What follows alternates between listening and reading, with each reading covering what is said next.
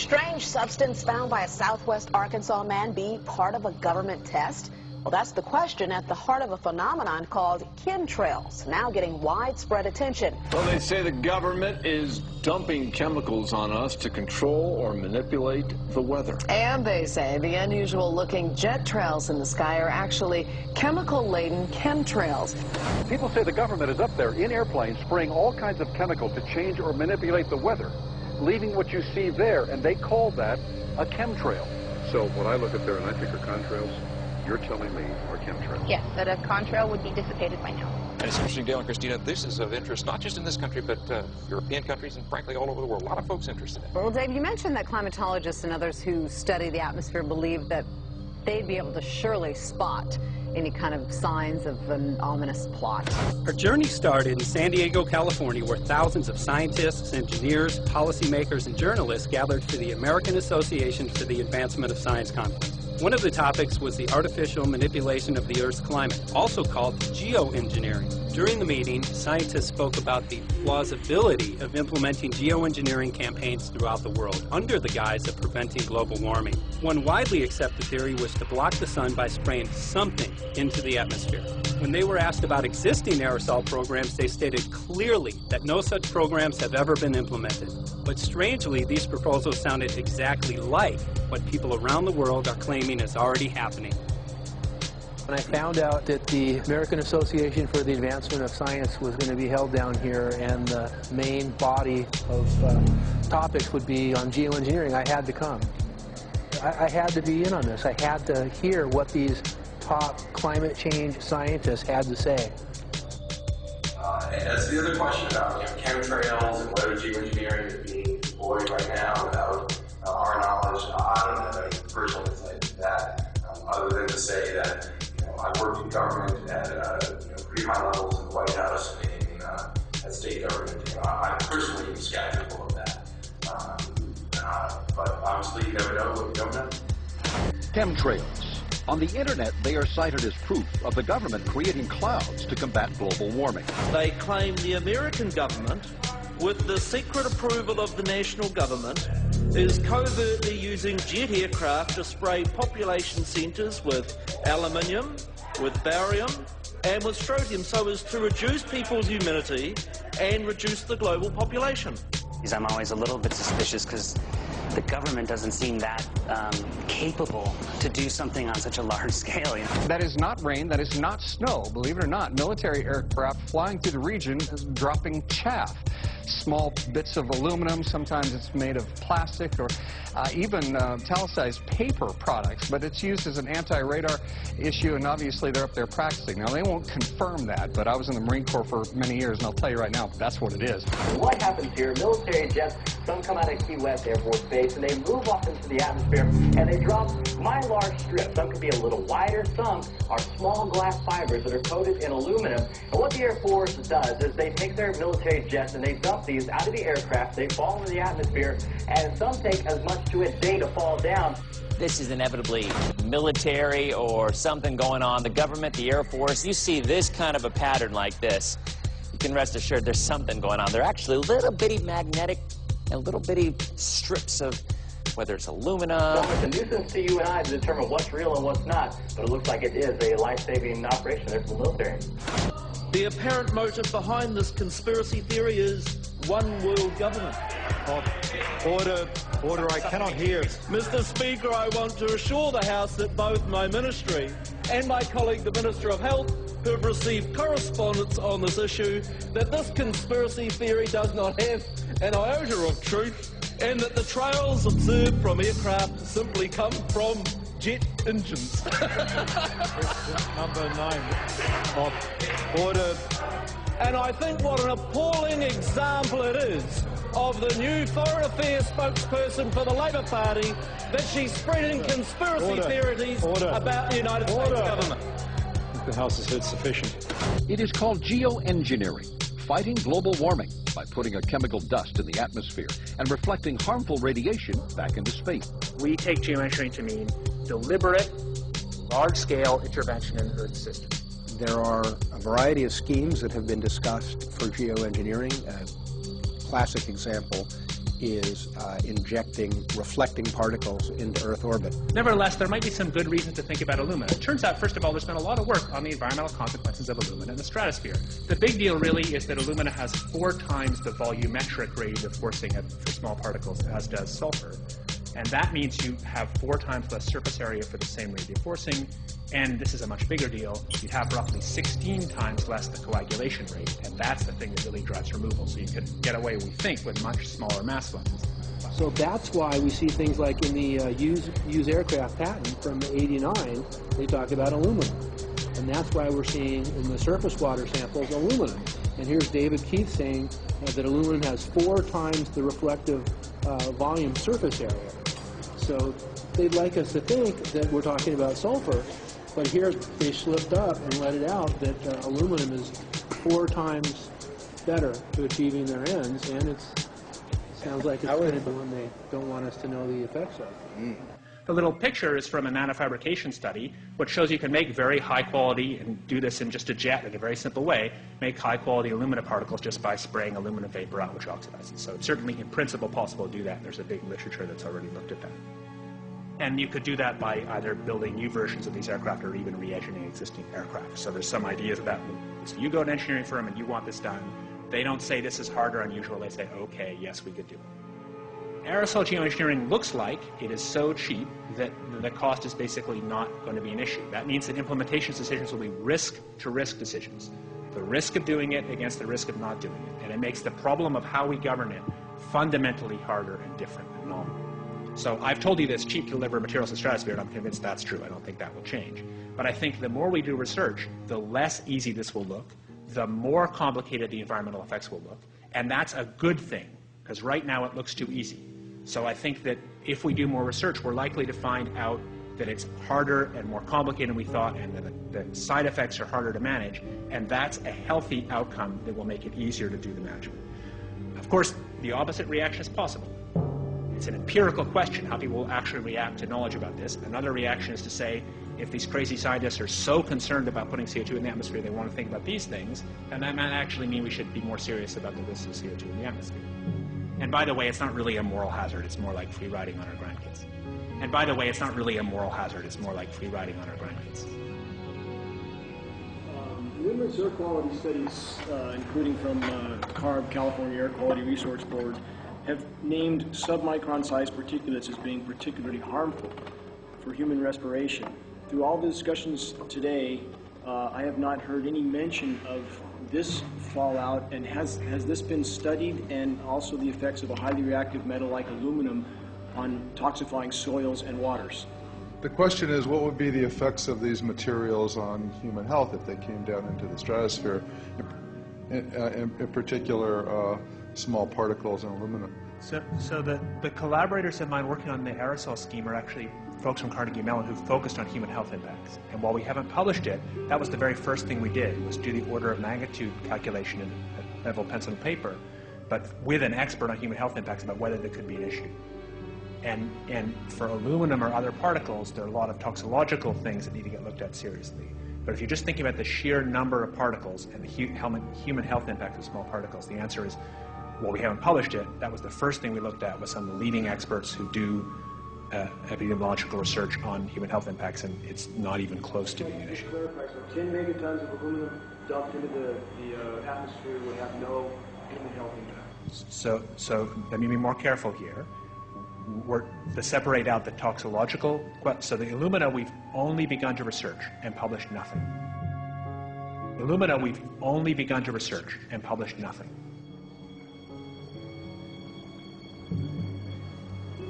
Dane looked at him and he said, so you're telling me that spraying 10 to 20 megatons of aluminum, as you said, would have no human health effects? He took a deep breath and he swallowed and he said, let me be more careful here. We haven't done anything serious on alumina, and so there could be something terrible that we'll find tomorrow we haven't looked at. And that, for me, that was the whole main point of what is going to be coming out to the public. It's the damaging effects of aluminum that are being found around the world in massive amounts. Here's David Keith confronted on this very issue, and he looked, you know, at that point like they just let the cat out of the bag. Mm-hmm. we haven't done anything serious on alumina, and so there could be something terrible that we'll find tomorrow we haven't looked at. They're proceeding because they have an agenda that's separate from trying to thwart this crisis of global warming. You know, there's obviously several other objectives, whether it's depopulation, control, weapons aspects, communications aspects, all kinds of things, you know, wild cards that we know nothing about. We don't really know, and I'm not going to attempt to speculate on exactly what the agendas are, but we can see clearly the agendas are not benefiting mankind. You know, it's benefiting the agenda of the elite. And so I think the question is, how do you draw the line between some activity that is allowed and doesn't need global governance and activities that do require global governance? Dr. John Holdren has agreed to serve as Assistant to the President for Science and Technology and Director of the White House Office of Science and Technology Policy. I look forward to his wise counsel in the years ahead. My personal opinion is that we have to keep geoengineering on the table. We have to look at it very carefully because we might get desperate enough to want to use it. So what would we do if in year 2040 or 2060 there's a severe climate crisis, say widespread famines or Greenland sliding suddenly into the ocean? That the only plausible way in which we could start the Earth cooling this century is to directly intervene in the climate system, say by putting particles in the stratosphere. We do stuff in the stratosphere all the time, of course, and so it's not as though the stratosphere is absolutely pristine. But you don't want to have people going off and doing things that involve large radiative forcings or go on for extended periods, or for that matter provide lots of reactive surfaces that could result in significant ozone destruction. You know, maybe I'm putting a particle into the atmosphere because I'm trying to make money, or maybe I'm putting a particle into the atmosphere because I'm engaging in scientific research and trying to understand cloud physics, or maybe I'm putting this particle into the atmosphere because I'm trying to make it rain locally to seed a cloud and get more snow on our ski slopes. And this obviously raises all kinds of questions. It's hugely risky. It will likely negatively impact some people, but we might find ourselves in a situation where those risks seem worth taking. One of the things that really shocked me was in one of the breakouts they had the benefits of these programs and then the risks. Now the benefits, the one thing that was stated was the just cooling the planet. You know, some of the risks were ozone depletion, droughts in Africa and Asia. I got to tell you, I came away from this experience after listening to these scientists for 4 days of symposiums, really concerned because it's clear now that they are justifying, rationalizing, and looking to legitimize some really, really horrible impacts, further impacts on our environment. And they're basically formulating the sales strategy and the implementation and oversight strategy and the funding strategy. After San Diego, I was shocked by the programs that had been proposed. I decided to write about it. That night when I finished, I sent the article to an online publication with my email address attached. When I woke up the next morning, my inbox was flooded with responses from around the world. Why? Because I had just broken the story on aluminum in geoengineering models, which I had no clue at the time that very few people knew about. Now this metal, aluminum, is being found in massive quantities way above normal levels all over in rain, in soil, and in snow. After that, the calls started pouring in from people who were desperate for someone to investigate. That was the fuel that started the film. Before we started filming, we had the opportunity to sit down with one of our favorite authors and documentarians, G. Edward Griffin, to find out what he knew about the subject. I'd like to talk for a minute about an issue that's getting more and more attention. That's the issue which scientifically is called stratospheric aerosol geoengineering, also called the chemtrail issue. I'm very aware of the chemtrail versus contrail controversy. As far as I'm concerned, it's an open and shut case. I have been watching the development of jet travel from its very beginning. I used to live near the Los Angeles airport. Remember when the first jets came in and landed. Man, they made a big noise. We never heard a noise like that before. And we used to go down and sit at the end of the runway and watch these jets come in and take off because it was a novel experience. I've been watching jets all my life, and I know about jet contrails. I've watched them.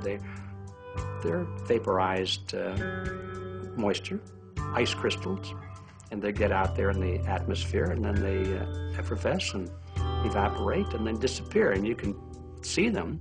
The plane moves along, and the little white trail follows right behind it, and usually about 10 or 20 lengths of the plane or thereabouts, and then it's gone. And you can still see them that way, by the way, once in a while. So there goes a contrail. These other things we're talking about are not at all the same phenomena at all. These planes go by, and they billow out this white smoke, and it covers the sky from horizon to horizon. It doesn't dissipate at all. And they crisscross each other. And you see this thing cover the sky and turn it milky, and then people start having trouble breathing, and then you hear stories about the aluminum and barium deposits that they're picking up and the residue. And you put it all together, and I don't see how anybody who's got their eyes open and their mind open can come to any other conclusion but that somebody is spending a lot of money and effort to spray the planet. The question is, why? I have my own theories, but I hope that there will be some good investigative reporters go out there and get us the answer. I know that whenever it's finally discovered, and it will be, the people who are doing it will undoubtedly say, oh, well, we did it for you folks. It's for the greater good of the greater number. It's for the society. It's probably to prevent global warming. Or maybe it's to inoculate people against some kind of a dreaded biological attack. We can't go around shooting everybody in the arm, but we can spray them and save their lives. You see how good we are? We're doing it for the benefit of society. I know they're going to, whatever it is, they're going to say it was for your good, but mine. Think if we had the ability to steer hurricanes, and the hurricane was going to slam into New Orleans.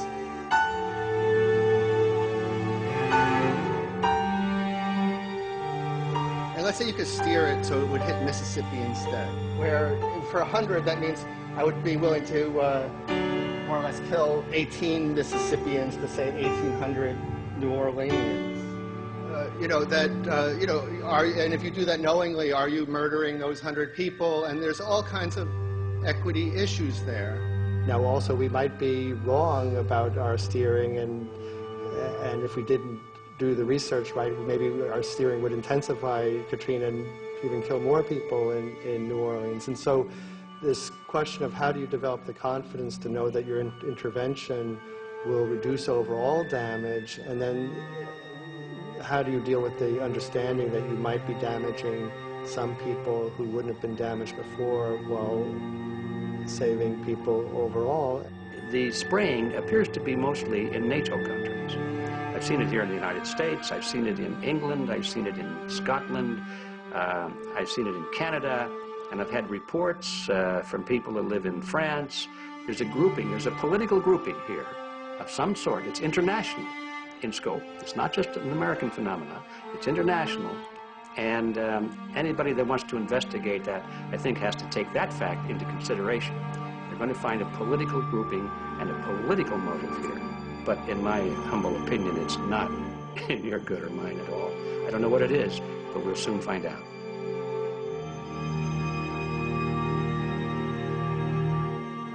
I'm sure that if you follow the old advice, which is follow the money, you'll come to the answer sooner or later.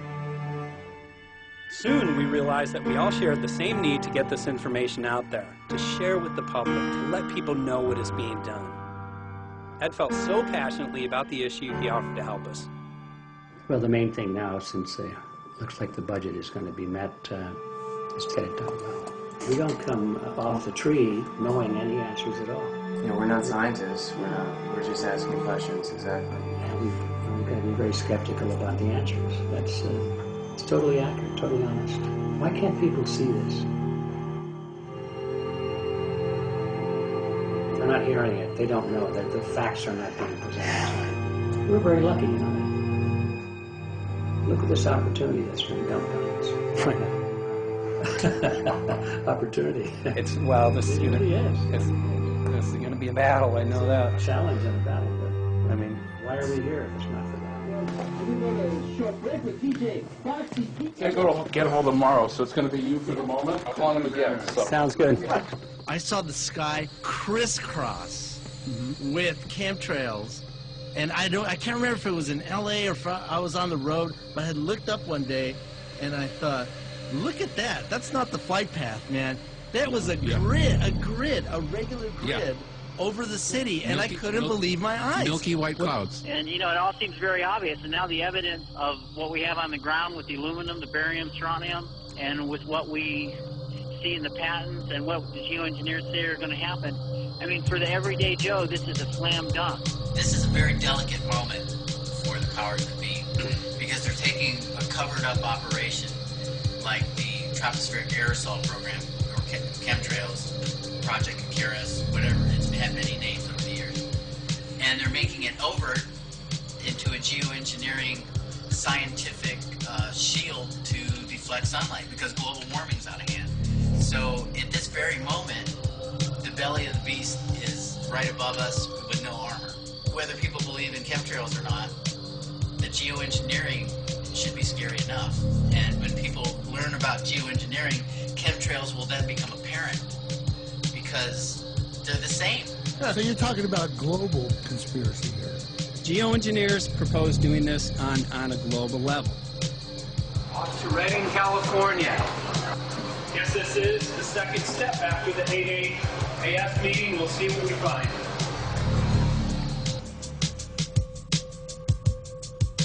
Right here in Northern California at Dana Wigginton's house. He owns over 2,000 acres overlooking Lake Shasta. He told me about some of the challenges that they're having up here. Let's go and talk to Dane. We'll see, you know, what's going on his property. We'll see what he's going through and also what action he's taking based on the test results that he has.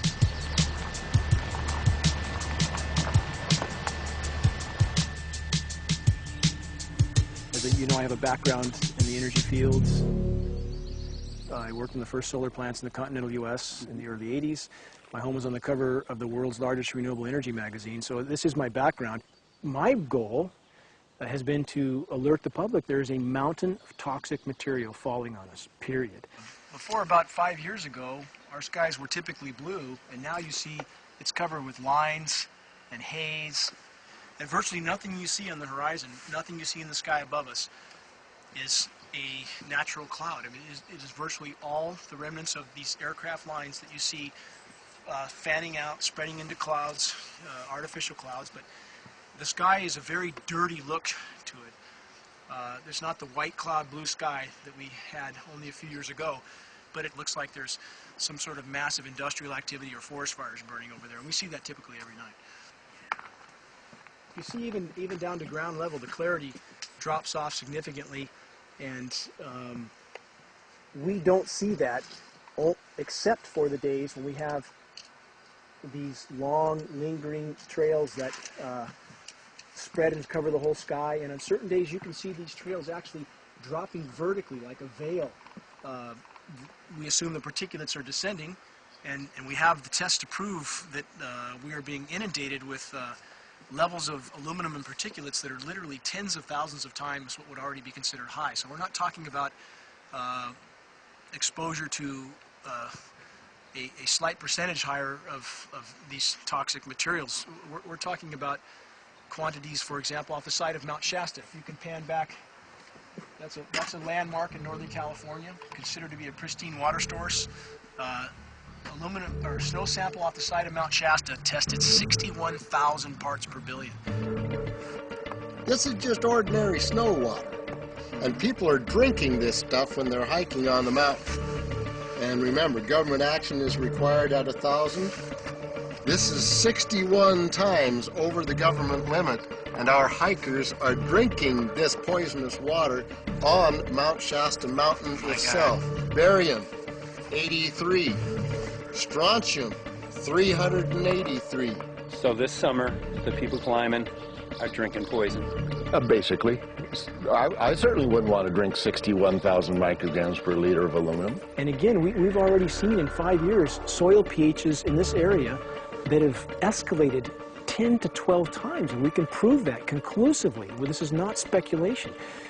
We can prove conclusively that these metals have been in the rain. We have duplicate samples. Bachelor of Science in Forestry, International School of Forestry at Missoula. Master's in Zoology, specialized in aquatics. 35 years with the U.S. Forest Service as a wildlife biologist. And before that, several years with the USDA Soil Conservation Service as a soil conservationist. Also have run the botany programs, range and grazing programs. And I continue that today. Right now I do a lot of master gardener consultation work. When I started this garden back in about 2005 or so, the pH here was 5.5, 5.6. This is the old soil survey of the county. You can look at the page right here. This is my soil right here. It's a Dietz 125, 126 here at my house. And here, the soil reaction pH should be between 4.5 and 6.0. And over there in the pure mud, it's even a little darker. It's 6.8 right there. And what can this do to plant life in ecosystems? Well, you haul one of these things out and you start looking at the little things that are crawling around the soil. A lot of times they aren't there anymore. The little soil arthropods that you can barely see on a microscope, you can actually see movement with this. Little tiny, tiny, tiny macroscopic, look like little moving pieces of dust. Those start to go away. They're not gone entirely, but they start to go away. This is black oak acorns. You know, this is pieces of cedar wood. You know, come on, folks. This should be very acid, and I'm getting 10 times higher than expected. There's something really wrong here. But you can see all those reports, lots of them. Have over 20 reports here. Well, at least 20. I'd say it'd be closer to 30. All revealing dangerous amounts of aluminum and barium. You know, the science is there that something funny is happening. And the naysayers say, well, so what? Isn't neutral good? Well, no, neutral's not good. Neutral is not good. If your soil is supposed to be 5.6, it should stay 5.6 if you want the forest to be healthy. And if you want to grow a good garden, you have to keep your pH around 6.0, 6.5. I think that we just need to wake up and just look at what's happening, because we can't just ignore it, because it's going to get worse and worse if we just keep ignoring it and pushing it away like, oh, that's nothing. There was mason jars, and they were brand new, sterilized, and that's what we catch the rain in. And then there was a HEPA filter that we tested the air with.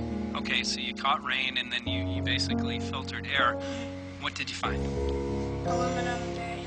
Here's another test that's revealing 375,000 parts per million aluminum, barium at 3,090, and strontium at 345. Yeah, that's from a lined pond with EPDM fish-safe pond liner. There is no chemicals, manufacturing materials at all in that pond liner that's available to the aquatic life. It's designed for that purpose. The well that feeds this pond has been tested and retested.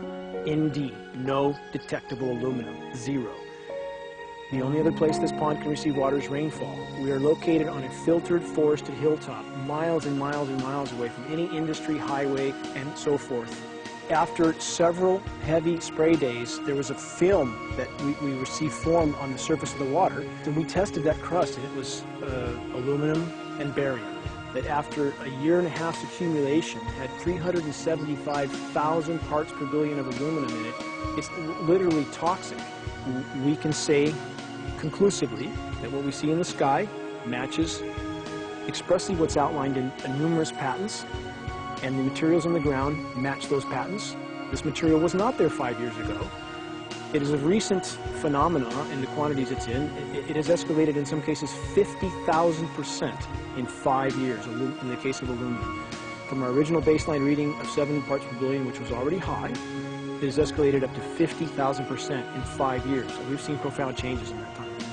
Dr. Leonard Time, PhD in chemistry, I cross-checked with him And he says the oxides of aluminum, barium, and strontium will drive your pH into the coastal, from an acid soil like this up into the neutral. There's no question about it. And that's exactly... That's exactly what you see happening. Wow. I have a doctorate in inorganic chemistry from Oregon State University, in which I was working with different metals and oxidation states, and then did a postdoctorate work at Brandeis, where I was working stabilizing off-oxidation states of different metals. The goal is to sort of figure out how everything fits in the dynamic equilibrium of life. I was working with Francis up in Mount Shasta, and he showed me some rainwater analyses that had to do with levels of aluminum, strontium, and barium in the atmosphere. So I feel the major toxin in these chemtrails is the aluminum. And from the levels we were looking in at Mount Shasta, this is totally, totally unacceptable. When you get to metals and biological systems, you're no longer talking about the bulk aluminum that people think about when they're drinking from soda pop cans and that. So once it gets to the aluminum oxide stage, it just forms a plaque within your arteries and shuts down life. When you take elements that normally aren't out in the environment and you start putting them in the environment, it raises some serious red flags. Aluminum is a very specific, nasty and biological systems. It takes that site and it never lets go, and it shuts down the site, and that's it. And so as you accumulate aluminum over time, it causes major neurological damage because it ends up as aluminum oxide that's essentially stuck in place and can't be flushed out by normal systems. At the core of everyone's condition, there's always some level of toxins. And aluminum is known to have cancer-causing effects. The half-life is decades. I think that we should be working on taking more of these toxins out of our environment instead of adding more toxins in. It's very concerning that if we add more toxins to our environment, that will be increasing the rates and risks of cancers. Even one patient is not worth it. So sad that they would consider putting aluminum in our environment to affect something when they could be causing so much more damage. Wherever the material is coming from, it is there. The amount of metal falling on us cannot be disputed. Absolutely, this is not speculation.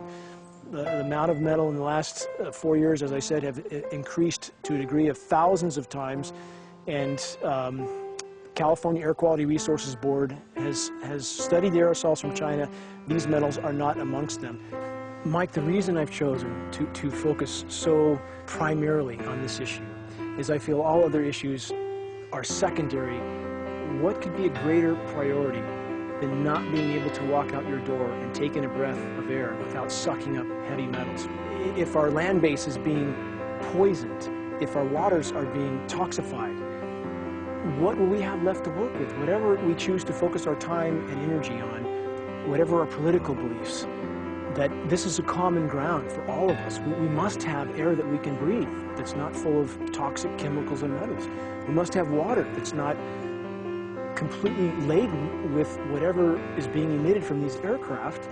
And if people stopped to consider that the atmosphere is as thin as a layer of paint on a basketball, it is an extremely thin layer that allows life to exist on this planet. To simply treat it as a physics lab and experiment with it until it is broken beyond repair is folly of unbelievable proportion. And if people understood that this sort of experimentation not only is going on, but has been going on for a very, very long time. Going back 50 years, there's been countless climate manipulation, weather modification programs that the vast majority of the public is completely unaware of. And if they think that this is not true, that certainly that somehow they would have known if it was occurring, I would ask them to look at things like Agent Orange and the things that governments do because they can, because there's no one to stop them, because they have these huge military machines that want to control everything. And in fact, the government's own document, perhaps you may have seen, it's available to any online, is called Owning the Weather, an express goal of our government, and not just our government. He told the Associated Press that the American government has created weather tampering techniques so that the New World Order will be able to starve millions of Americans and to control the rest. There is weather control techniques. Number one, the entire patents on the equipment. Number two, Senator Claiborne Pell's complete statement and story of his own that not only does it exist, but that we even utilized it as far back as the Vietnam War. Well, Murph, we're going to do what we can. Let's see what we can do. You got the scientists behind you. Scientists are with you, so at least this scientist is with you. I may not have $1 million budget, but I've got enough to show that something's dreadfully wrong. You got it. All right. So Arizona will be this Monday, the 21st. Senator Johnson up in Show Low. So we're going to be in the car hole a long time.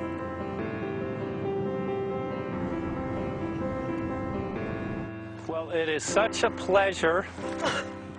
This is such a place back here, I'm telling you, Michael. But you know what? We love it. It's so private and it's so quiet and peaceful. And please come in. My name is Karen Johnson. I served in the Arizona State Legislature for 12 years. I was in the House for 8 of those years and in the Senate for 4 of those years. When you see a plane fly overhead, there's a trail that leaves the end of that plane, and it goes from one horizon all the way to the other as the plane flies across, and it begins to filter out and cover more and more of the sky in kind of ripples. It widens out and fills the whole sky. I mean, how could anybody think that that was the case? And then to live and to be underneath that and know that whatever is in that is falling down upon you and upon your animals and upon the earth. And I mean, it's frightening to me. And if people don't start really waking up and facing the fact that we've got people that are doing terrible things to us, and we had better wake up and fight back now. I mean, I'm the mom of 11 kids. I've got 35 grandkids. I mean, I've got a stake in this. I care about what is going to be left for my children. I care about it, and I'm extremely worried about what is going to be left to them.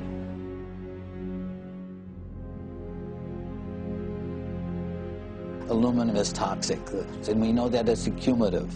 And we know that we're getting more. So we're absorbing it in the air, we're drinking it in our water, so we are accumulating more. So the thought of more aluminum being dispersed in our environment in the way that you mentioned is very frightening to us and very disturbing to us. Those of us who have done any research on this are really quite concerned that we are ill-informed about this issue, and mostly that it's being done. Aluminum is toxic. We know that it is. We can debate as to the amount of toxicity that is going to be disturbing the body, but as far as really accepting the fact that it's accumulative, it's synergistic, then we have to conclude that it's not a good idea to put it in our atmosphere, especially when we know we're getting increased amounts, and especially since we know that the scientific communities around the world are pointing a finger at the heavy metal toxicities, at the toxicities that we're absorbing in the day-to-day food that we eat and the air that we breathe. The concern is off the charts about why is this happening? Why is this being allowed to be sprayed continually all over the United States, all over the world? Who is paying for this? I mean, the incidence of Alzheimer's has just skyrocketed, which evidently has to do with an accumulation of aluminum in the brain cells. I mean, I think almost every family has been touched by a member as they get older having Alzheimer's. And it's a horrible disease. And to say that, well, this just came because people drank soda pop out of aluminum cans, you know, when my father passed away with Alzheimer's and he didn't ever drink soda pop, you know, that explanation doesn't ring true with me. And so I'm wondering, how much did this chemtrail spraying back in the Illinois area affect him? Aluminum and fine metal is an accelerant. friend who's a firefighter up in Pine, Arizona for 20 or 30 years. Says that the wildfires now that they're fighting are way beyond anything they've seen before in intensity. And when you look at the air samples and you see the fine particles of aluminum, which is very flammable, and magnesium settling on the trees, this is causing unprecedented savage wildfire. But if you look at this, you can see these are parts per million. They sent this to me, and I just found this to be extremely interesting because we should have like 2 parts per million of aluminum in our air. And this is saying that there's 39,000 parts of aluminum. That's astronomical. Barium is high. I mean, these are way off the charts of what people should be breathing or what's coming down on them. And, you know, if people wonder why their health is deteriorating, why they're having to go to emergency rooms, why they can't breathe, you know, why they're getting Alzheimer's, this has been planned. We have elites, I don't know what you want to call them, one worlders, Illuminati, I don't, whatever you want to call them. But with these people that don't care about the average person. They only care about themselves, their greed, their power, and if they eliminate, you know, 2/3, 3/4 of us from the planet, so much for the better for them, because then they don't have so many people to have to herd around and worry about. So this is a lot what this is about, and this is very, very alarming and scary. I mean, where is this stuff coming from, and why? Why is this kind of stuff being put out there? You know, I've heard different explanations about, oh, we need to cool the planet, all this and that. But if people are up there trying to cool the planet, why do they need all this kind of stuff in it? The explanations just never have really rang very true. And as I'm setting up the equipment, she looked at me, she said, all these trees here are dying. And I said, what? She says, all these trees in here are dying.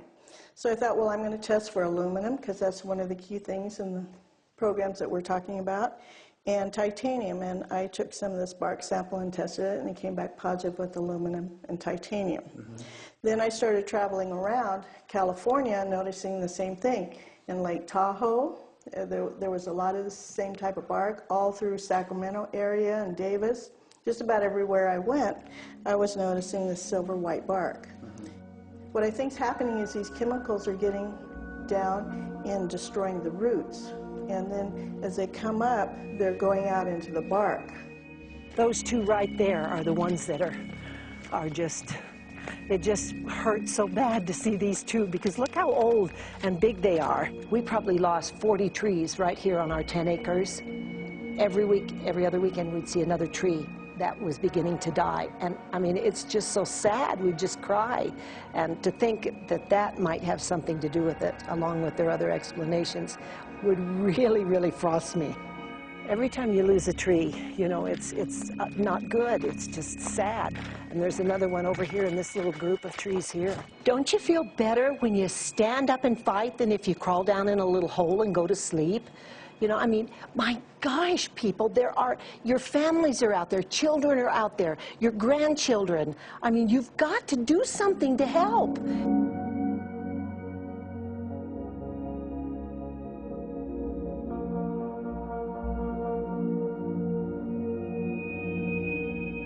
My greatest hope is to get people to question. And, hey, if they don't wake up while we're there, I'm hoping to plant some seeds. We're going to the most beautiful place on the planet, Hawaii, to see what's going on, collect some data.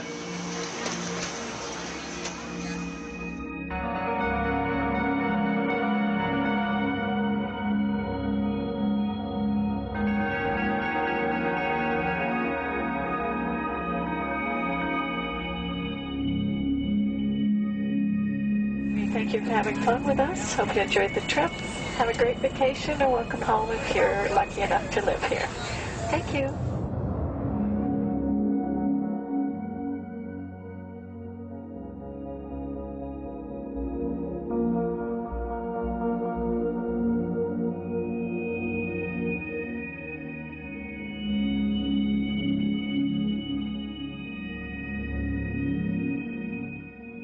The whole valley's off the grid, so it's either solar, wind, or generators.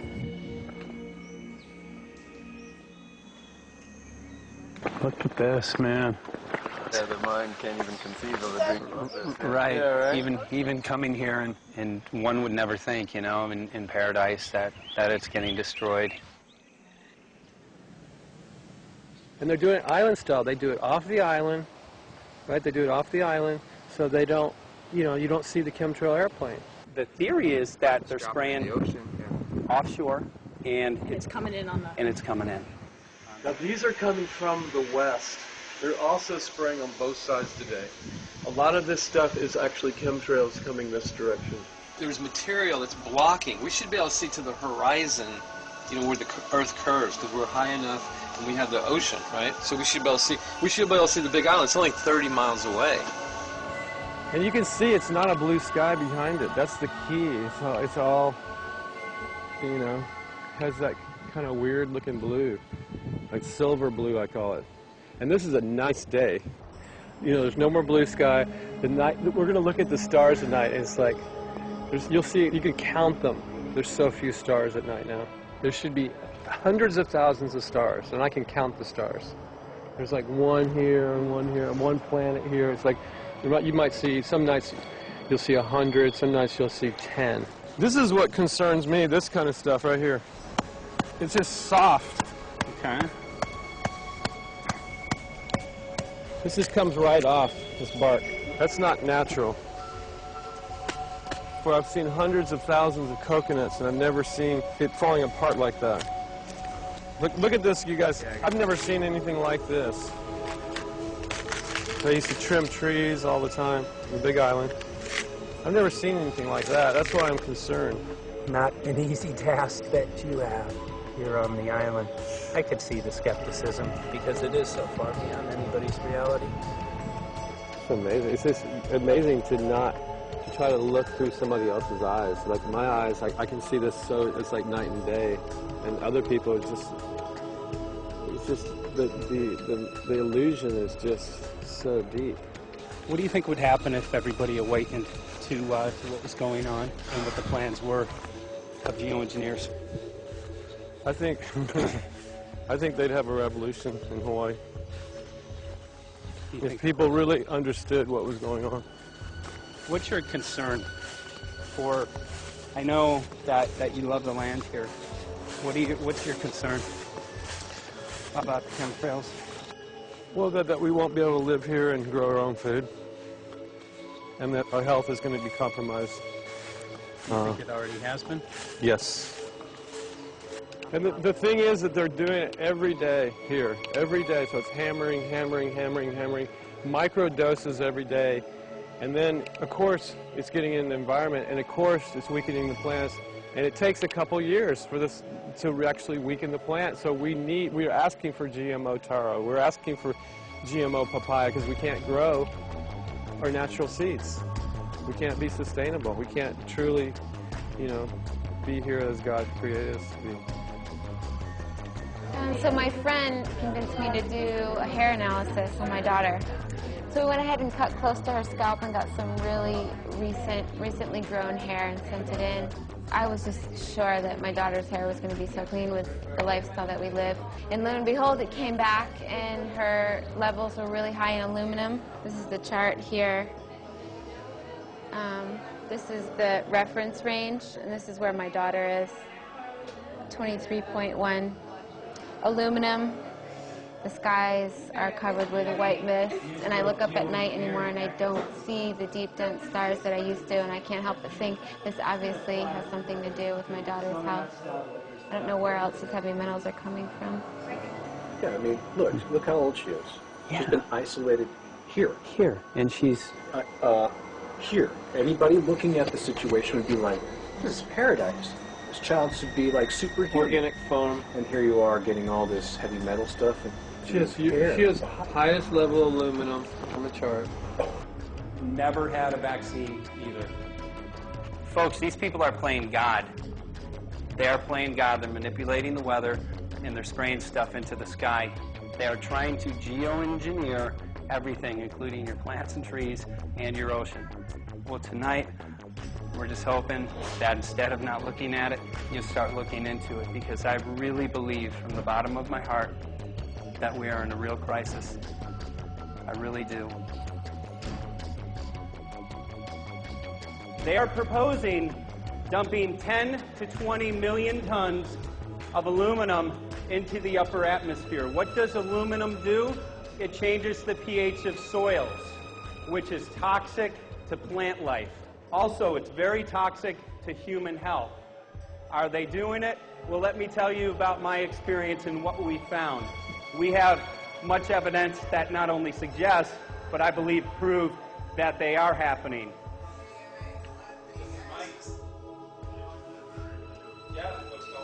And as I promised, we're joined right now by a very special guest, Michael J. Murphy, currently on location in Hawaii. He's working on a documentary film called What in the World Are They Spraying? Michael, welcome to the program. Great to speak with you today.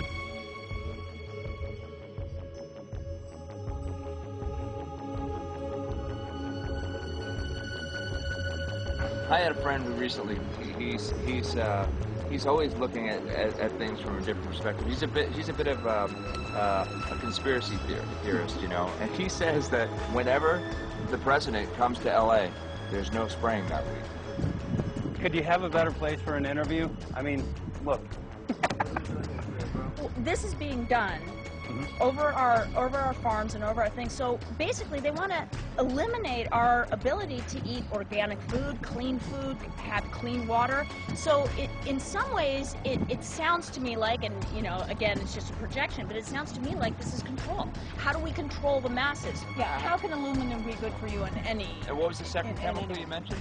It's barium. Barium and aluminum. Obviously, those are toxic to everything. To human health. To human health, to farms, to animals, to everything. 61,000 parts per billion. And there should be a government alert at 1,000? At 1,000, people are drinking this. People that climb the mountain, they're drinking that snow. It's poison. Oh my God, that's so disgusting. So that's 60,000 times above regulation. Exactly. 60,000 times above regulation. And I've talked to friends, and they're like, well, that's just ice. That's just condensation. And I'm like, you can talk to a second grader. Ice doesn't float in the sky and spread out that way, you know? You're not an expert, but you're a concerned citizen who said, wait a second. Who's actually doing the research. Yeah, you're doing the research, and that's what we need to do as Americans and say, you know what, I want to know what's going on. I want to know what the FDA is doing to my food. I want to know what the government's doing with my air, my water, and the soil. And, you know, it's just great what you're doing, and I just, my kudos to you for bringing light to this subject. Put all of the theories aside, just what geoengineers are proposing and what's being found is scary enough. So we can just address that. And I encourage more people to just step up and ask questions and do what he's doing. So thank you, Michael, very, very much. Aerosol spraying aluminum affects everywhere, and we have a beautiful tropical climate which I believe might be in jeopardy. So we wanted to not only come and bring the message of what people were finding around the world, but encourage people to test for the aluminum, strontium, barium. Essentially, I think it was an effective trip. I saw a lot of people here in Hawaii, in Maui, awake and not only curious, but willing to look into this deeper, and that's my only hope. This is one of the boldest moves, I think, from Ed Griffin yet. This is the taboo topic that nobody's supposed to talk about, and that is aerosol spraying. Now, we've got tons of documented proof of errant aerosol spraying. It just blows my mind that the whole essence of humanity has always been to look up into the sky and ask why. Though there are no limitations, there's endless space, an endless universe. Now, in the 21st century, we're not allowed to do that. Anyone who looks up and sees the giant grids and the X's in the sky that weren't part of our existence until just a decade or two ago is somehow called a kook. And the people that are the best and biggest proponents for the revolution and for liberty, they don't want you to talk about it because you could discredit them. It seems to be an industry that's being built up to milk the taxpayers by undergoing some kind of a giant global spraying program to make all kinds of money on the project, and they don't seem to care really what effect it has. They're not trying to experiment to see if humans can survive it or anything like that. They just want to get this stuff up.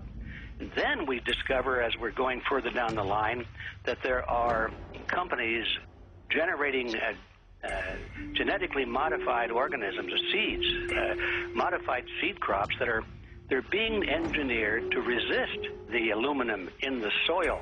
And a lot of crops won't grow in that, and so now, after they've messed up the soil, all the farmers were going to have to go back and buy seeds that have been genetically engineered to resist the aluminum that have been put into the soil, and all of a sudden mankind is completely dependent upon these companies like Monsanto and other giant agricultural firms.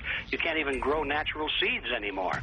And we're looking at that. It's a shocking thing. I hope we don't find that that's true, but all the arrows right now are pointing in that direction. We get into cost-benefit analysis here because there's also HARP could be involved in this, geoengineering, as you guys mentioned, which is documented heavily in Dennis Kucinich's bill, that is the Space Preservation Act, which, by the way, I don't think got through Congress. And then Kay Bailout, as we call her here, Kay Bailey Hutchinson, also put together some legislation in order to qualify geoengineering, which, again, is supposed to save us all from global warming. But it is cost-benefit analysis because they can benefit on so many different levels. Ed, that's how they do everything, isn't it? That's right. And, you know, there's an old adage, if you just follow the dollar, follow the buck, you get to the source of the problem.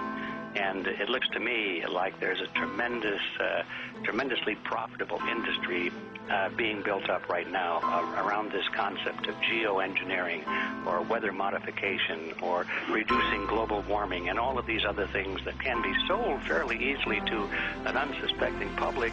They also, oh, well, that's good. We don't want global warming, you know. And so they put up with this, and they don't question, they don't criticize. But behind the scenes, you see a whole industry being built up, which is, as I say, tremendously profitable. And the money for all of that is coming from the taxpayers. And it's a scam is basically what it is. We're just focusing on the one area that is real easy to prove. There's no speculation in the area that we're going into. They definitely are doing this geoengineering. They definitely are talking about it. They're working up formulas for it. They're putting together strategies for it. They've got funding for it. Everything is in place. We don't even have to go into those other areas to make the case.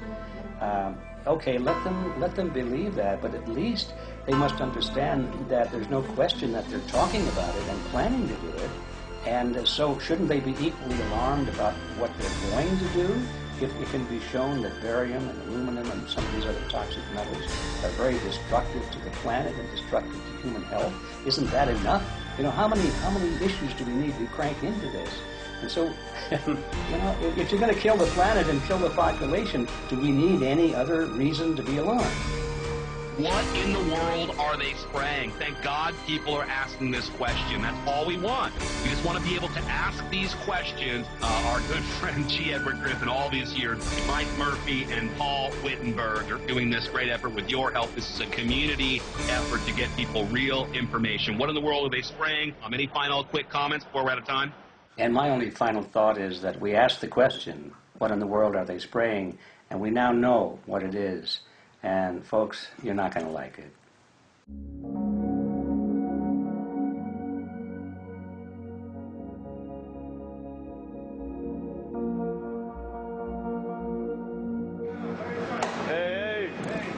I'm Peter Vreken. I'm from Belgium. I'm 54 years old. I can't believe it myself. I'm a very happy and grateful person.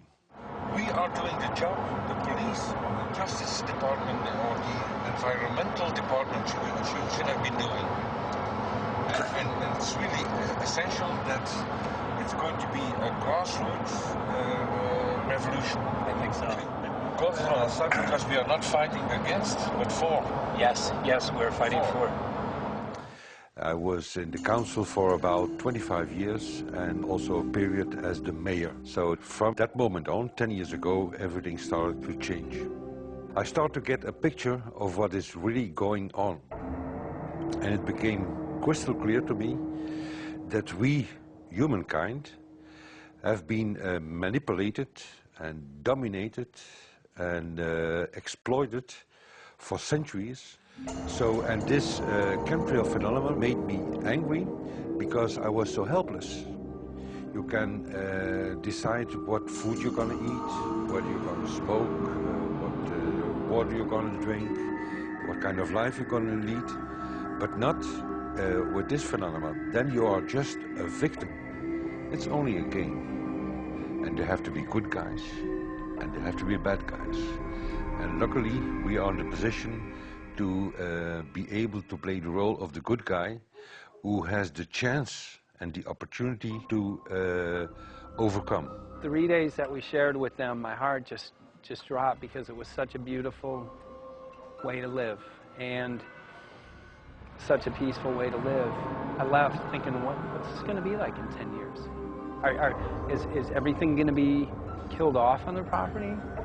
And if it is, how are they going to get their food source? Are they going to have to take a class, you know, and get certified by company XYZ? And what are the requirements for that? And that really is the end of freedom. I'm concerned about that. I definitely, I really am, yeah. I learned to say everything is now as it has to be now. And everything is going to be okay. It's going to be all right. It's going to be okay. Yes. I have this deep feeling that in the end we will prevail because we have the right on our side. The cosmos is helping us.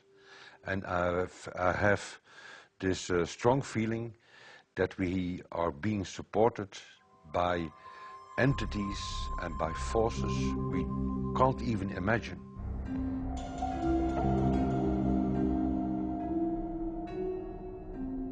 Here for the first time we have this scientific proof that we are being spread.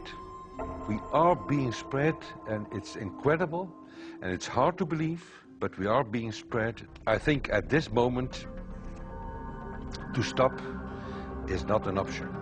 Once you know it and once you have a tool like this and an opportunity like this, that the issue of chemtrails or persistent jet contrails or whatever name you use for it, that this phenomenon is recognized as being real, publicly debated on.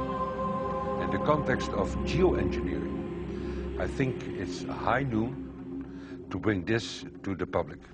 This is what the sky is supposed to look like. These are old paintings. We forgot this, I'm afraid. In the years that I have been a medical research journalist, I have looked at many, many things, and I found the same three issues in whatever I'm looking at. And that is that we are being dumbed down, we are being made sicker, and we are being made infertile.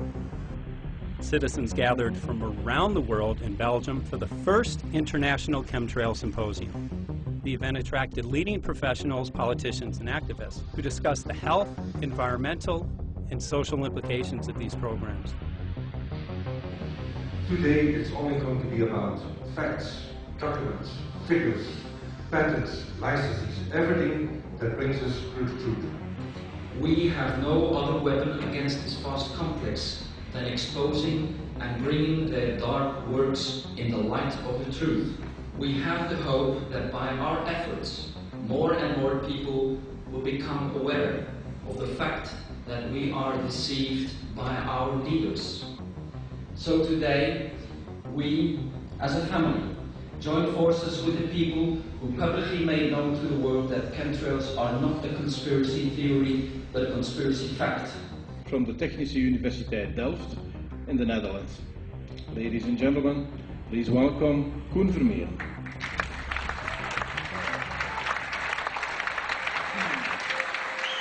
Well, I'm Koen Vermeeren. I'm a university professor of Delft University of Technology. Usually people are with their heads to the ground in their own two-dimensional space and they don't look up. But if you do, you see more and more spaces like this. And it worried me too. I have no explanations to our students about these phenomena. And then I studied it myself and I found out that I couldn't give them the answers they wanted because I think that the phenomenon is not natural. It's not natural what is happening, and the explanations that are given to us are not enough for me.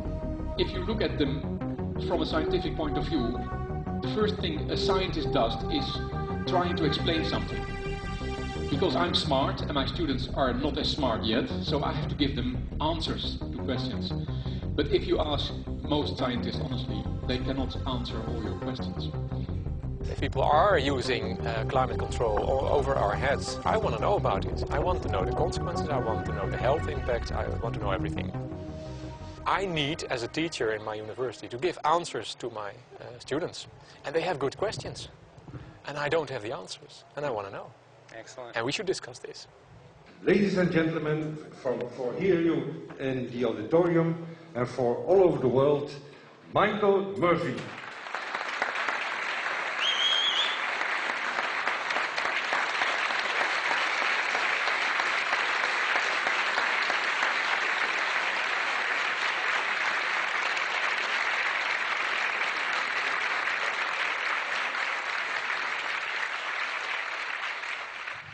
Well, thank you very much. It's definitely an honor to be here in Belgium. The people who are in power control everything. They control the markets, they control us, and now they're even controlling the weather. And they can use that for warfare applications. The one thing that they cannot control is what God had originally made, and that's natural organic seeds. This is called the Hegelian dialect. It's called problem, reaction, solution. The problem here is massive amounts of aluminum, things starting to die. The solution is company X that says, hey man, you're not getting yields on your crop. Everything's dying. But I got the solution. I got a seed that will grow in this environment. The only problem is now you have to start buying from me. We're a little concerned that maybe part of this agenda could be to kill off anything that's natural and organic and re-engineer it with aluminum-resistant GMO seeds. Many may know we just got back from a week of filming in Hawaii, and it was an incredible trip. A big concern for the people there is they're beginning to see softening of the coconut trees. But their concern is that these programs may again be part of a broader agenda to destroy anything that's natural and organic, so that the corporate redesigned GMO foods might be the only thing, only source of food for people. I didn't anticipate so many people, young and old, who are interested in this phenomenon and are concerned about it. And I especially liked the address that the young girl gave today. Only 17 and already making an address to the audience. That is incredible. My name is Sofia Xenidis. I am 17 years old. It is quite scary to know that the air we breathe is not what it's supposed to be. That the food we eat and the water we drink contain traces of those substances which are sprayed out over all of us as though we were being poisoned like insects.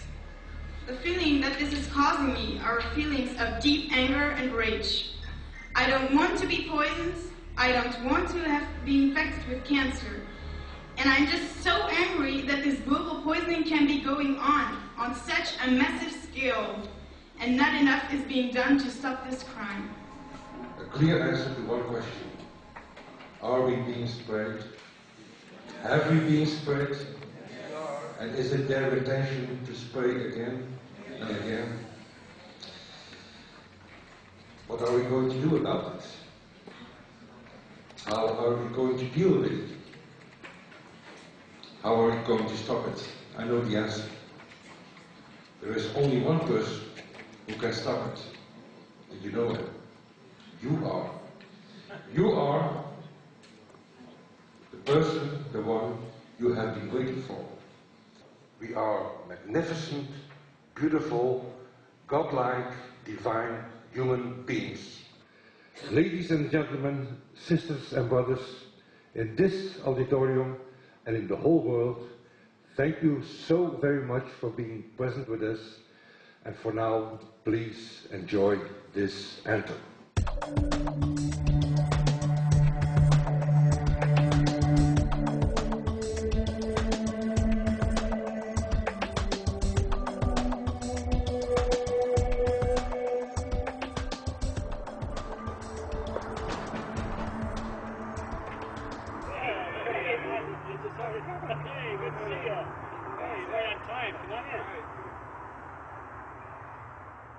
So, anyway, I'm glad that the weather's been good for you fellas so far. Just think if we were doing this in the wintertime, you might, if you're going to Washington, D.C., you might run into snow. Thank God we're not. That's right. You know, it's interesting because of the different weather modification programs. There's something like, I think, right around 32 in the continental U.S.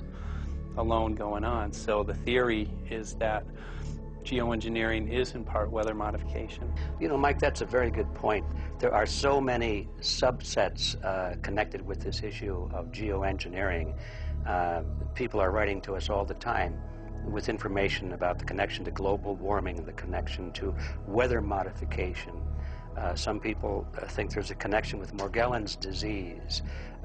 Others think it's kind of a means of transmitting electromagnetic impulses from the HAARP antenna system up in Alaska and Siberia. Boy, it gets your head spinning. And each area, I think, is worthy of investigation, but we have so little time. I think it's wise for us to stay focused on just the aerospraying and the toxic effect of these chemicals and the destruction of the planet and the damage to human health. What more do you need than that to convince people that we have to put a stop to it? So to stay focused, I think, is our mission on this one.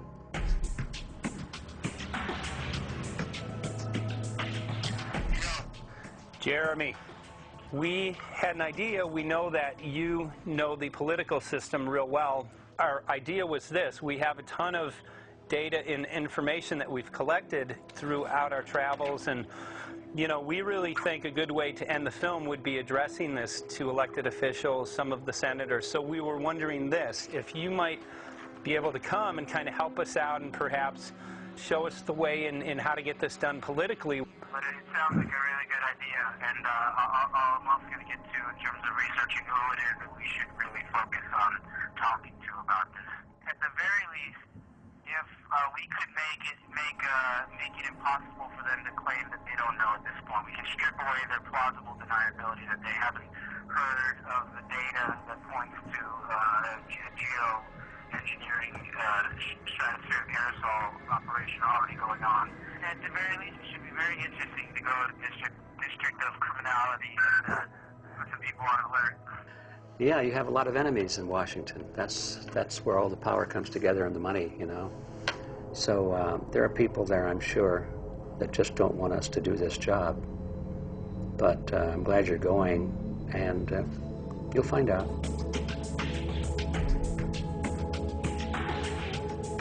We took the data to Washington, D.C. There we presented our elected officials with the following letter. According to the 5th article of the Bill of Rights amending the Constitution for the United States of America, no person shall be deprived of life, liberty, or property without due process of law. But the daily spraying is depriving all persons living within the United States of life, health, liberty, and integrity of our common and private property without due process of law.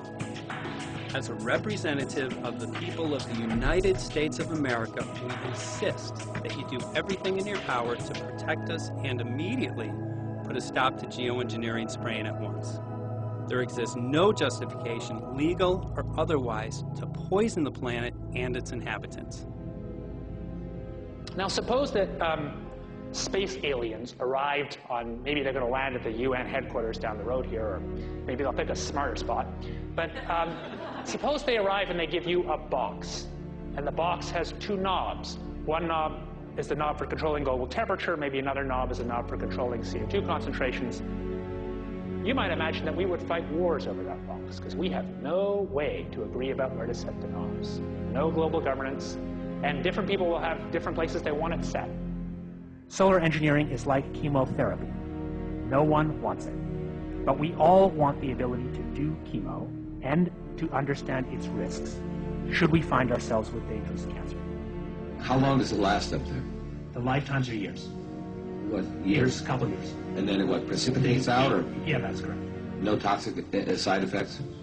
You know? The thing we always wonder about is the unknown. Yeah. So if you're thinking about, say, the acidification, it's clear that's not a problem. There's several studies that showed that. Right. But of course the concern here is with so little research, there may be some unknown that comes out of left field that bites us.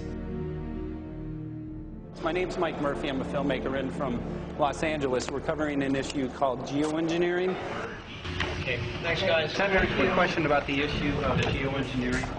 I'm afraid I don't know what you're talking about. And wondering if you are supportive of geoengineers' proposals of spraying 10 to 20 million tons of aluminum into the atmosphere. I should really get a briefing paper on it before I give an opinion. Oh, not a problem. Are you aware of the issue? Not completely. At all? Because, okay. Do you have a letter from constituents, and people have concerns? Yeah, what's the... We're making a documentary about the I don't know, you guys have credentials to be here? Yes, yes, we do. We pass through security as well. Endowed by our Creator. I think so. Please don't touch me. Please don't touch me. You're lying. No, what did we lie? What did we lie about, sir? No, we're not. What are we lying about? Lying about what? It's a little unusual, huh? I haven't heard that. You're not aware of it? And it appears that these programs have already been deployed. You know, I have to look at that proposal, and so, you know, why don't you let me review it? I can do that. Are you aware of? Actually, I'm going to go. Yeah. Let me go ahead and get that. I will take a look at this, and I will act accordingly. General, this program, this openly covert program of the aerosol spraying, stratospheric aerosol spraying, geoengineering, using tons of aluminum, spraying it up in the sky. I have no idea what you're talking about. Okay. Commonly called chemtrails, sir. When you were the head of NEWś, did you see the aerosol trails? Hi, sir. And we're covering an issue called geoengineering, and wanted to know if you're supportive of geoengineers' proposals.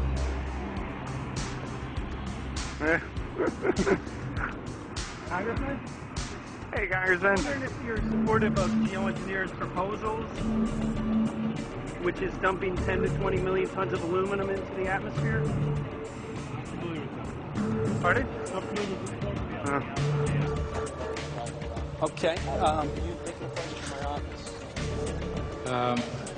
I'm not supportive of it.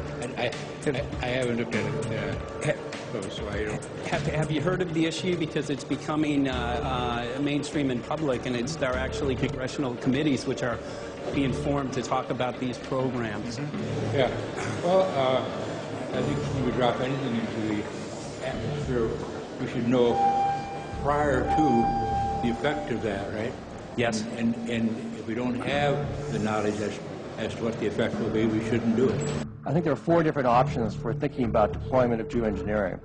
The first one would be we just ban it. I would argue that one does not want to get too firm a restriction in place on small-scale studies early on, because it'll tie the science hands. I think what the science community ought to be trying to do is say, you do small-scale stuff inside this space, and it's a scientific question what that space ought to be. There shouldn't be a lot of oversight and restriction. Congressman? Excuse me. Hi, I'm Mike Murphy from Los Angeles, covering an issue called geoengineering. These guys are running from the geoengineering issue. I wonder why. I'd have to talk to my staff. I don't know what your details on that are. Have anyone made you aware of the issue, or? Sir? Congressman, your committee talked about geoengineering last November. Are you in support of those proposals? I'd love to give you a paper.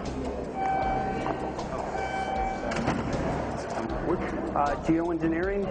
Or you know nothing about the geoengineering issue? Never heard of it. They call it geoengineering, but... yeah, I never heard of it. It's nothing I've ever heard anything about. When we looked up in the air today outside DC, we saw this stuff going on. Quickly, have you heard of geoengineering? No. The proposal is to shoot 10 million tons of metals into the air. This committee, Science and Technology, covered it for the first time. No. No, I've never heard of it. So we were very concerned. We spoke with Congresswoman Watson's office, and her press secretary, Ms. White, was familiar with Representative Kucinich's Space Preservation Act, which mentioned chemtrails and the weaponization of the atmosphere in space, and then it was pressured to be taken off the bill. Did you see the aerosol spraying going on today over the Capitol? Congressman? Geoengineering carries with it a tremendous range of uncertainties, ethical and political concerns, and the potential for catastrophic environmental side effects. He's not one to do interviews very often, so none of us would usually really pressure him into it. Okay. So don't, all that is, don't hold your breath. As chairman of the Committee of Jurisdiction, I feel a responsibility to begin a public dialogue and develop a record on geoengineering. We want to know if you're supportive of their measures by spraying 10 to 20 million tons of aluminum into the atmosphere? No, I think we need to have more research. Okay. And about the issue of current deployment, there's literally a mountain of evidence that many people believe proves the deployment of these programs. Any knowledge of that? No, there's certainly not a mountain of evidence. But I do support research into geoengineering, and I also support looking into the international governance of that. Okay. I hope anybody that has studied it knows, at least I think, that it's a radical proposal, and I hope we don't have to use it, but there may come that point in time where we do. Now, if we could provide you with the evidence that suggests that these programs are and have been ongoing, would you be willing to address this publicly? We've had about 3 or 4 hearings on it. We have addressed it publicly. Well, not about the proposals, but about the current deployment of these programs. Citizens. I don't support the current deployment. I think we need to have more research, and they have consequences that go beyond one nation. And so I think that there needs to be governance to that. Governance is not simply an issue of deployment, but governance before deployment in terms particularly of large-scale scientific fieldwork. I concede that on this subject and in general, it's not popular to talk about global rules. And when these people started talking about the need for UN Security Council oversight, a supranational environmental security enforcement with a strong mandate by the UN, it really is clear that they're looking for a global power behind the manipulation of the environment. But I do think it needs to be sort of an international kind of treaty that does tie and bind all nations into a common fate. It is a common fate. And unfortunately, it's not just big governments that could do this. It is small governments. It is billionaires probably could figure out, I'm going to save the world all by myself, and I won't bother to mention it. How do we decide when there's a planetary emergency? Whose hand is on the thermostat? How do we decide when to start it? There's no way to do that right now. And what if we do start doing it, and then by some problem with the technology or with the will, that we can no longer do it? In a year or two, the aerosols will come out of the atmosphere and temperatures will shoot up at a rate much faster than it's going up now. And it's that rate of change that's hard for us to adapt to. So once we start it, we'll be sort of locked into doing it for a long, long time. And so that, and with basically no end in sight. Boeing would pursue this to make a profit, right? I mean, the financial motivation to do this. Let's see. So let me not speak for Boeing. Is that allowed? Okay. Yeah, well, it is what it is. No, but someday, if the U.S. is going to decide to do this stuff, they're going to look to a company who can do it, and you want to be positioned. Boeing would rather be get it than Lockheed Martin. So certainly we have an industrial base that helps the country take on technologies and large-scale challenges like national defense. And we do that both for a profit motive as well as, I think, as a national service. So I think it would be truly disastrous if, you know, we discovered a few years from now that there was a black program that some government had stood up to sort of learn on the quiet how to do this. It's pretty clear you can cool the planet, but you will not and cannot bring it back to exactly the same climate state you started with. So you may or may not, and I expect we'll have a lot of back and forth about how useful it is to ameliorate the risks of climate change. I think there's a good evidence it probably is useful, but we don't know. But it certainly can't get you back to exactly the climate you started with. I think everybody agrees with that. Do you think you'll see deployment in our lifetime? Let me say I hope not. Al? I would agree. I hope not. I hope Very not. preached. Okay.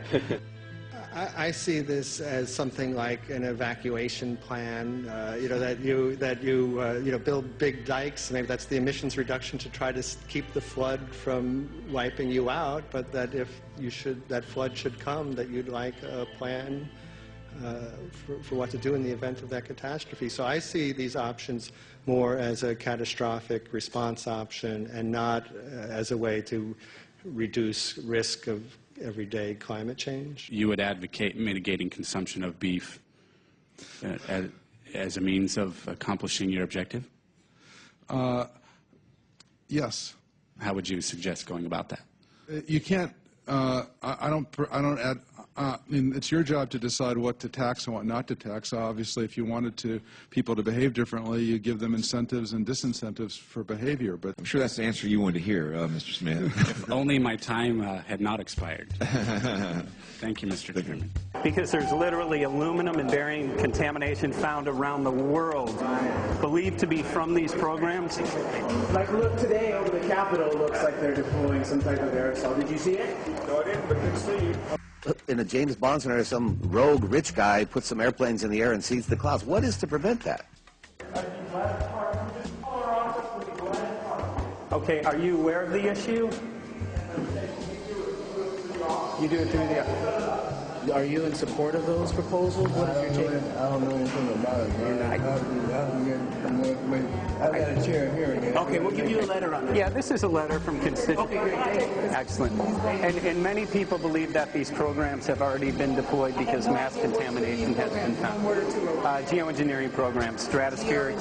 Got it. Yeah. Spraying from airplanes. Okay. So what is happening, people from around the world are finding contamination. Let me take care of this and I'll talk to you when I come back. Thank you very much. We see that even though we might make the average temperature of the planet about right, the rainfall patterns change some from today. And some places become warmer and some places become cooler. So there are going to be winners and losers in this geoengineering activity if we were to do it. But nevertheless, as David has said, there are reasons why we might consider doing it. Many people are deeply concerned about it because of the toxicity of aluminum, and it has been addressed to Congress in various committees. Would you take a look at a letter from some of your constituents addressing the concerns? Excuse me if I go. Okay. Can I give you a letter from constituents? Are you aware of their proposals of dumping? Gotcha. Thanks. Well, I'm not familiar with it, so I don't know what to do. Okay. Well, geoengineers are proposing just that, dumping aluminum and barium into the atmosphere. Why would they do that? Aluminum's a precious metal we can use. Well, the stated goal is to actually cool the planet. However, there's a...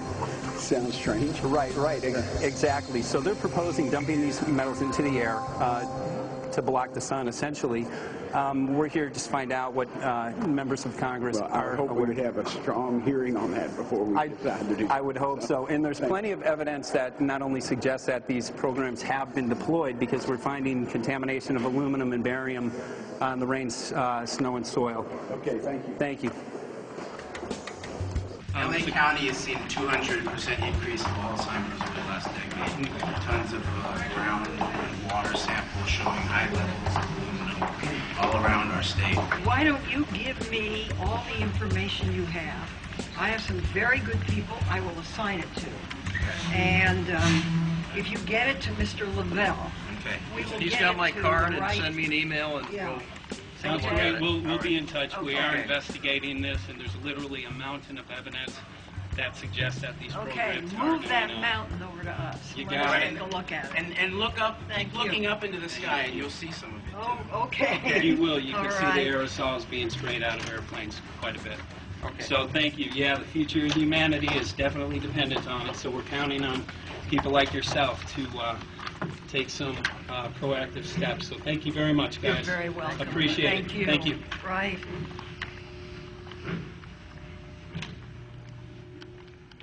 A lot of Congress was running down the hallways to avoid answering any questions, looking for doors in the hallways. So apparently the war is against all of us, and we're all in a hostage crisis.